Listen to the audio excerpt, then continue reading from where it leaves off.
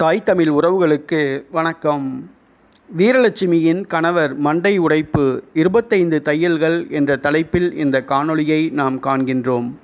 தமிழர் முன்னேற்றப் படை தலைவர் வீரலட்சுமி.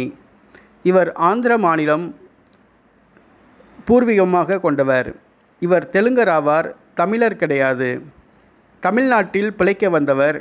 ஆனால் தமிழர் முன்னேற்றப் படை என்று சொல்லி தமிழரின் பெயரை சொல்லி கட்ட பஞ்சாயத்து பண்ணுவது, ஆள்கடத்தல் செய்வது, பொதுமக்களை ஏமாற்றி பணம் பறிப்பது போன்ற சமூக விரோத செயல்களில் ஈடுபட்டு வருகிறார். இவர் போதைப்பொருள் கடத்தல் கும்பலுக்கும் தொடர்பிருக்கும் என்று கூறப்படுகிறது. இந்த சூழ்நிலையில் ஒரு சில மாதங்களுக்கு முன்பாக நாம் தமிழர் கட்சி தலைமை ஒருங்கிணைப்பாளர் செந்தமிழன் சீமான் அவர்கள் மீது மோதல் போக்கை கடைபிடித்தார். விஜயலட்சுமி கூறிய புகாரின் அடிப்படையில் விஜயலட்சுமிக்கு ஆதரவாக வந்து பரபரப்பை ஏற்படுத்தினார். அப்பொழுதுதான் இவருடைய கணவரும் பிரபலமானார். இந்த சூழ்நிலையில் வீரலட்சுமியின் கணவர் கணேசன் ஒரு சில மாதங்களுக்கு முன்பாக நாம் தமிழர் கட்சி தலைமை ஒருங்கிணைப்பாளர் செந்தமிழன் சீமான் அவர்களை பாக்ஸிங் சண்டைக்கு அழைத்தார். அப்பொழுது செந்தமிழன் சீமான் அவர்கள் நாள் குறி இடம் குறி நான் வருகிறேன் என்று சொன்னார். என் கையால் உனக்கு சாவு என்று சொன்னால் யார் அதை மாற்றி எழுத முடியும் என்று சீமான் கூறியிருந்தார்.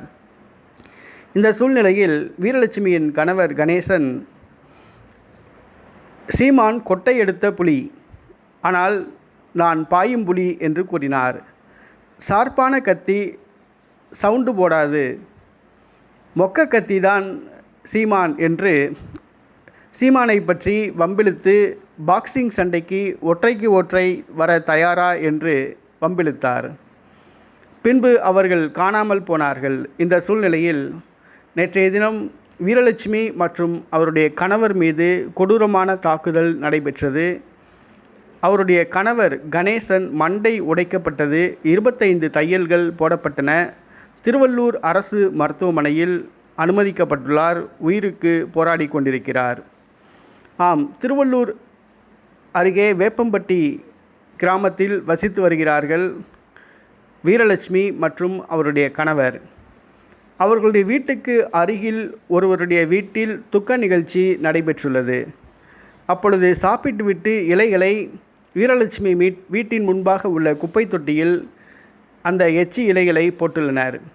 இதனால் ஆத்திரமடைந்த வீரலட்சுமியின் கணவர் கணேசன் துக்க வீட்டாரிடம் வம்பிழுத்து ஒற்றைக்கு ஒற்றை பாக்ஸிங் சண்டை செய்ய முயற்சி செய்துள்ளார்.